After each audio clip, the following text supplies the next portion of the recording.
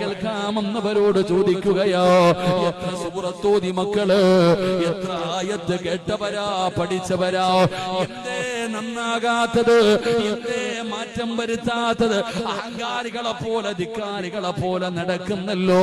അല്ലാഹു ചെയ്തു തരുന്ന അനുഗ്രഹങ്ങൾ മുഴുവനും രണ്ട് കൈ നീട്ടി സ്വീകരിച്ചിട്ട് പടച്ചവനെ മറന്നുകൊണ്ട് നടക്കുന്ന മുസ്ലിമേ,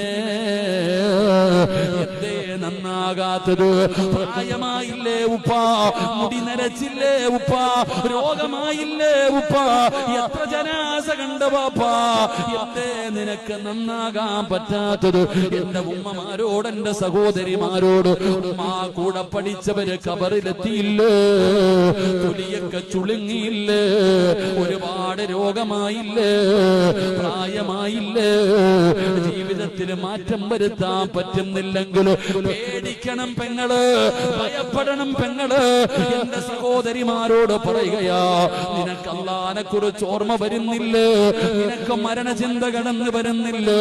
ഖബറും മസ്റയും സിറാത്തും മീസാനും നരകവും നിന്നെ ഭയപ്പെടുത്തുന്നില്ലെങ്കിൽ പേടിക്കണം പെങ്ങള്. നിന്നെ അല്ലാഹു എഴുതി തള്ളി മോളെ.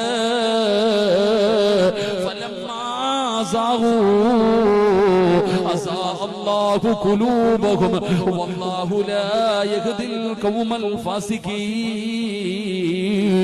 ചെവി അല്ലാഹു അടച്ചു വെച്ചിരിക്കുകയാ, ഹൃദയം അല്ലാഹു സീൽ വെച്ചിരിക്കുകയാ. അതുകൊണ്ട് വാപ്പാ പേടിക്കണം, വാപ്പാ പേടിക്കണം, വാപ്പാ. വഇൻ തദഊഹും ഇലൽ ഹുദാ ഫലൻ യഹ്തദൂ ഇദൻ അബദാ. അല്ലാഹു പറയുകയാ, നമ്മുടെ കൂട്ടത്തിൽ ചിലരുണ്ട്, അവരുടെ ചെവി അല്ലാഹു അടച്ചു വെക്കും, അവരുടെ ഹൃദയം അല്ലാഹു സീൽ വെക്കും. പിന്നെ ഒരിക്കലും അവരുടെ ഹൃദയത്തിന്റെ ഈമാനിന്റെ വെളിച്ചം കേറൂല. അല്ലാഹു നമ്മളെ കാത്തിരക്ഷിക്കുമാറാകട്ടെ.